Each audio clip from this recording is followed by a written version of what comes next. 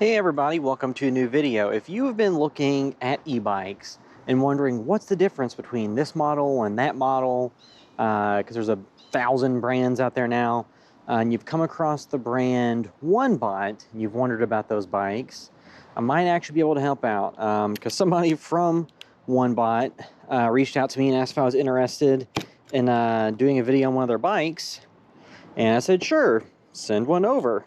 I can put together some videos on it.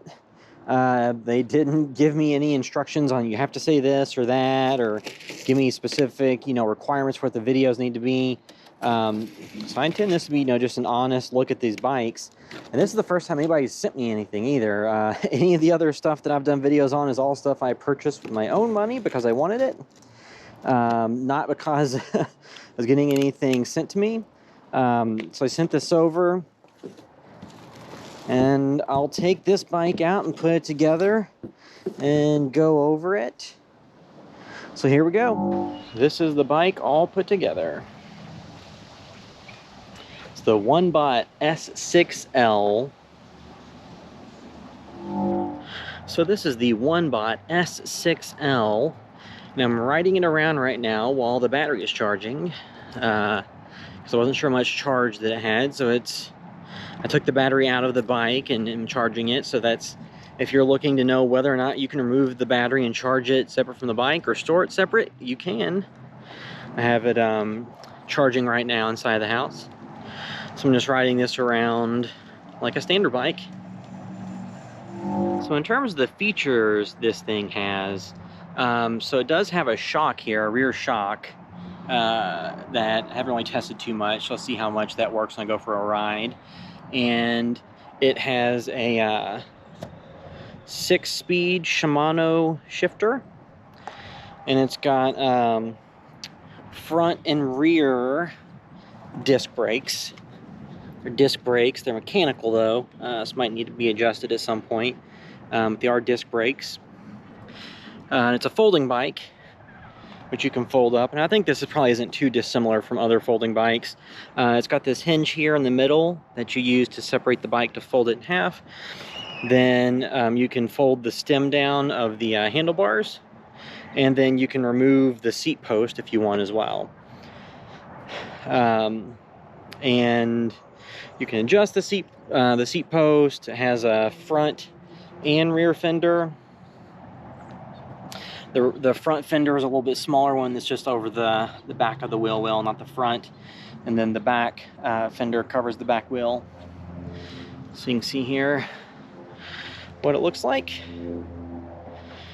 Then once it gets done charging, I'll take it for an actual ride and go through any other relevant stats or just, the general riding experience. So I'm riding the Onebot S6L. I've got it charged up. This is actually the next day after I unboxed it and got it all set up. And ultimately, the setup for this bike doesn't take all that long since it's a folding bike.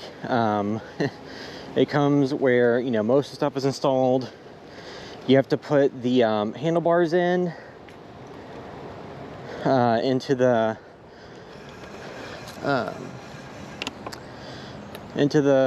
bike, and it's, you just unlatch it, put the handlebars in, close it, takes just a few minutes, put the seat post in, have to put the front and rear fenders on. All in all, it did not take me very long to have this bike set up and ready to go. From unboxing it to having it put together enough to ride it. Now, I didn't turn it on until after I charged it, but riding it just like without the battery on, it didn't take that long. Under 30 minutes, I would say. Which is less setup time than I've had to do some of the other e-bikes I've purchased. And two, this one, out of the box, it sounds like the brakes are aligned. I don't hear any clanging of the brake pads clanging off of the disc, which is good because all the other bikes I've had to spend time aligning the brakes and the brake pad and the wheel and all that. Oh, here comes crossing a busy intersection. Could be troublesome.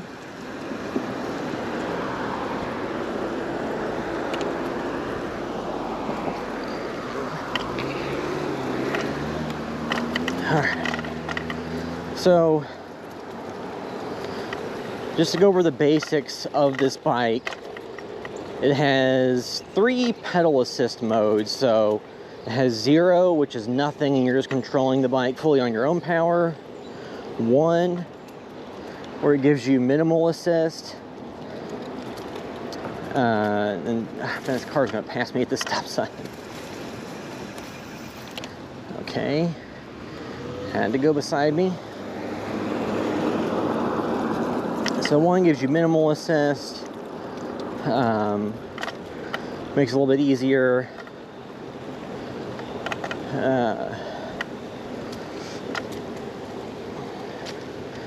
2 has a little bit more assist, takes you a little bit faster. And then 3 is the higher powered mode. And hopefully it's not too windy. It's kind of windy out today. And there is actually a twist throttle. I didn't realize that initially. I'm going right.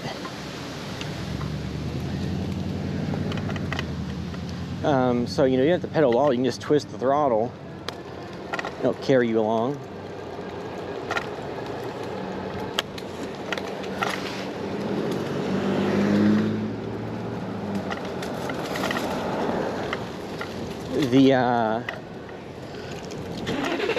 And then you have like the shifter to go, you know, up or down on gears.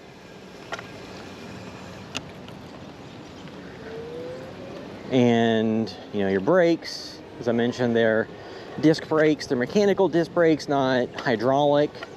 So you have to adjust those over time, as opposed to hydraulic brakes typically take less maintenance unless you need to dump the fluid and refill it. Then also, if you hold the plus button, that turns on the front headlight, which is actually a little brighter than I thought it would be. I'll see at the end if I can throw in a clip of how bright the headlight is. And then use the up and down buttons to switch between the modes. I think if you hold the bottom, or maybe that doesn't do anything. Okay, so the up and down shift between the pedal assist modes. And if you hold the plus button for 3 seconds, it will turn the headlight on.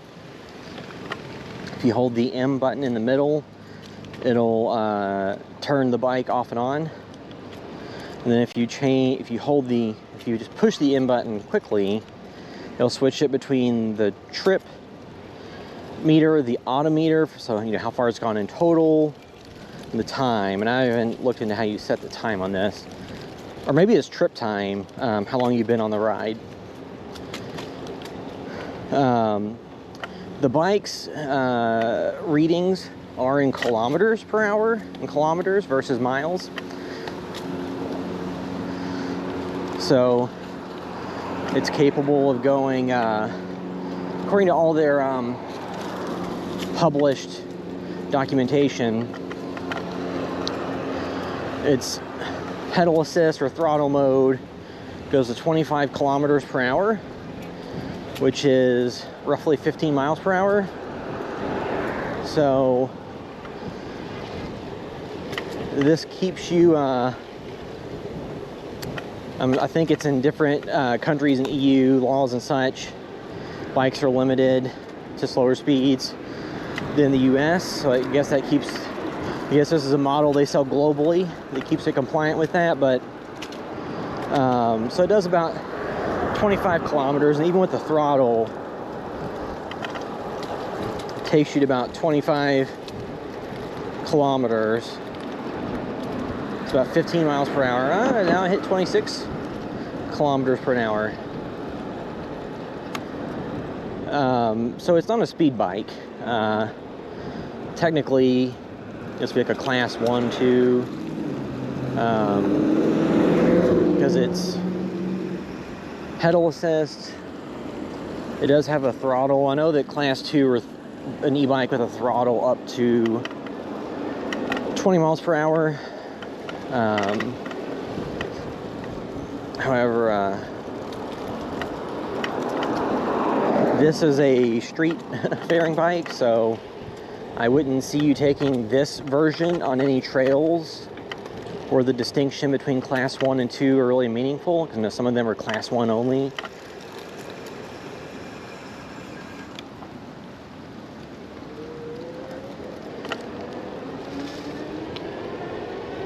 So this is, compared to the other bikes I have, it's like the Super 73 or the Electra Cafe Moto Go. This is slower than those, and it's a folding bike.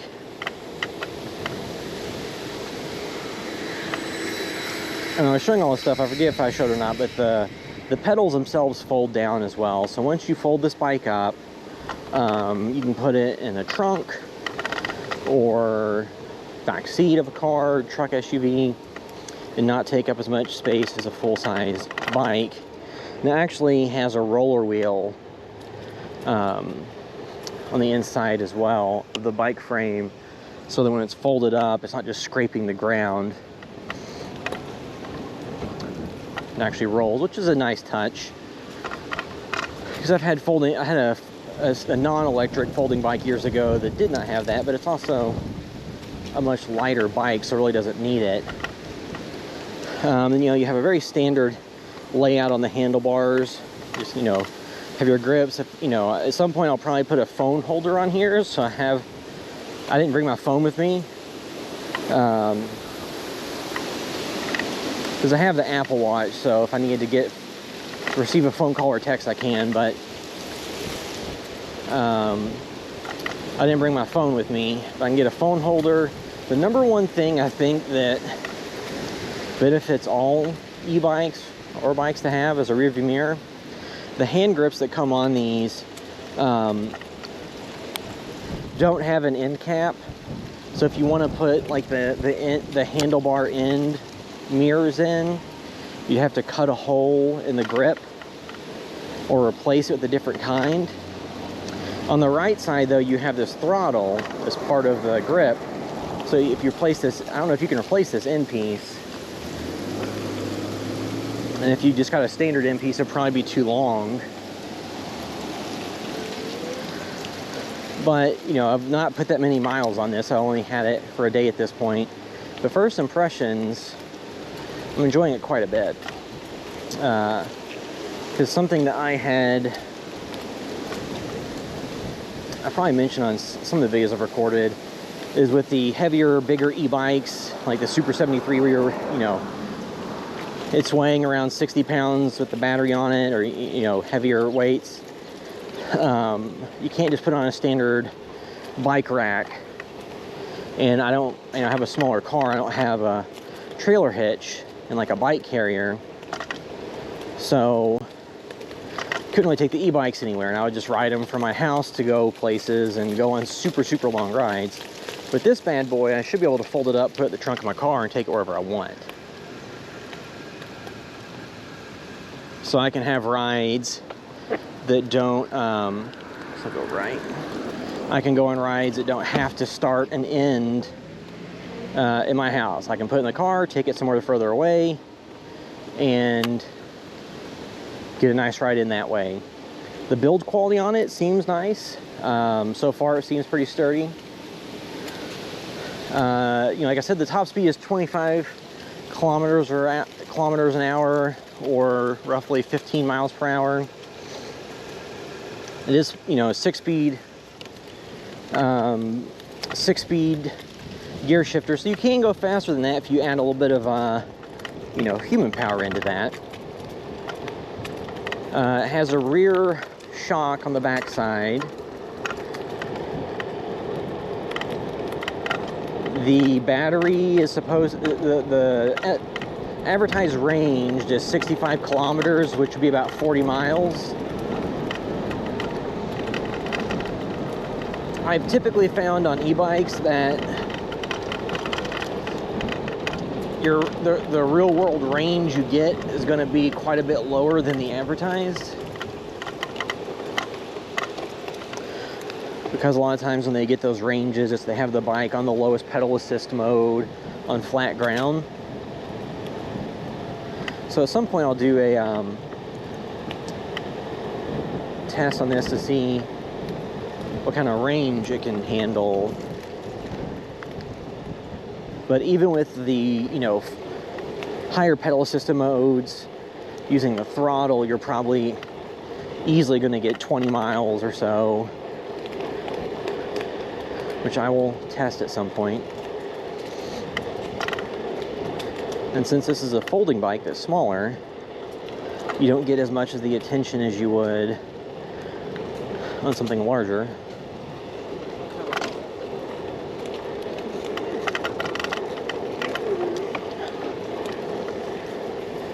So I'm in Cherokee Park now.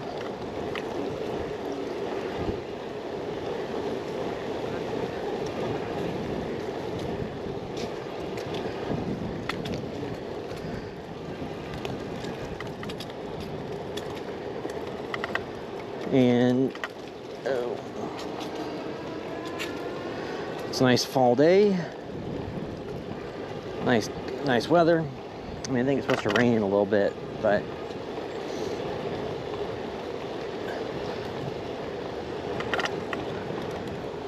yeah, so far my impressions of this are very positive. I mean, I'm liking the idea that I can throw this in my car and take it wherever I want. The speed is not, you know, if you're talking about the pedal assist topping out around 15 miles per hour, that's not something that's going to keep up with, you know, Super 73 or you know, other, I mean, that's just the reference point. There's a lot of bikes that are, you know, class 3 speeds. But just for cruising or commuting, I can see this being a great option. You know, if you have a commute to work, you could definitely ride this. You know, 5 miles to the office or something. Yeah, I am missing the fact that right now I don't have a mirror.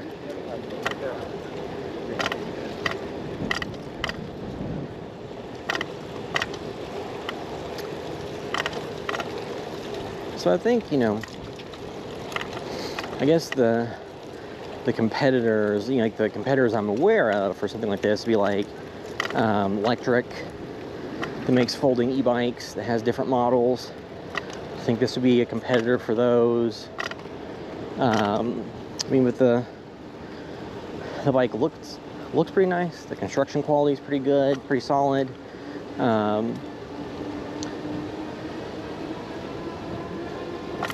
It's not very loud. It folds up as advertised without much fuss.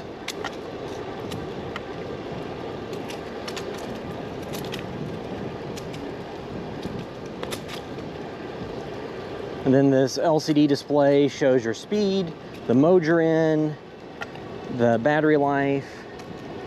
Then you can change the bottom display to show your trip, the overall bike's odometer, or I guess your trip time.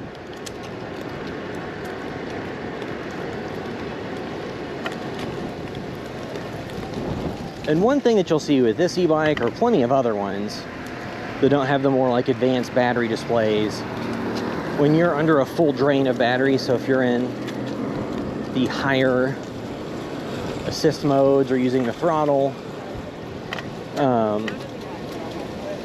it'll show the battery percentages as being lower than it actually is. And my Super 73 does that as well. It's pretty common on a lot of electric stuff to do that.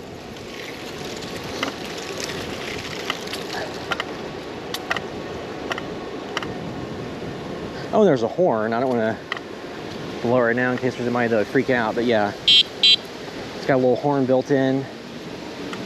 It's not super loud, but this would be useful if you're on like a path or a trail to let a pedestrian know that you're about to come through. So it does have some utility for that.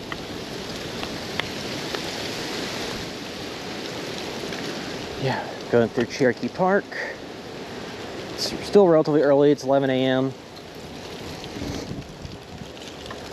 Yeah, so that's the initial impression. So far, I'm enjoying this bike. I think the build quality is good.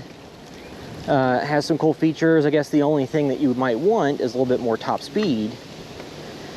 But it depends on what you're using it for as to whether that matters or not. Like, this is like a great cruising, folding bike, or a commuter.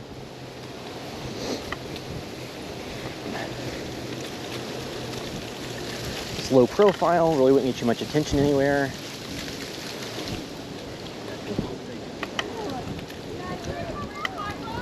And then I'll put a link on the description for the video to Amazon for this bike. But they have a number of other models, but yeah, so I'll do just a quick walk around and then wrap this video up. Yeah, so this is the Onebot S6L. There's the headlight that I've talked about. It's turned on. It's not, it's not dark out, so you can't really see how bright it is.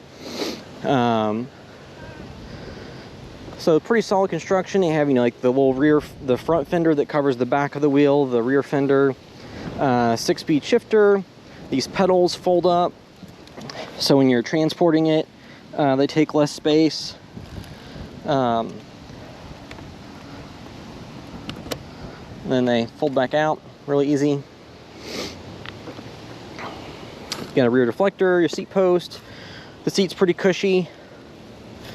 The bike folds up pretty easy, so that's the Onebot S6L, and I really like this. I'll continue using this in other videos because and this is like the rear shock. But yeah, I like this a lot. I'll definitely be folding this up and taking it places to record videos, places I haven't gone before, where I couldn't take the bikes. Let's see, and it has additional information. It's a 250 watt motor. It's a 36 volt, 7.8 amp hour battery. Does 25 kilometers an hour max. And yeah, it's a fun bike. Yeah, so this is the Onebot S6L. I'm not really giving like a score or anything, because I feel like that, they gave it to me for free. I'll be testing this and continuing to give more impressions. But if you're interested in this bike, that's the basics. Until next time.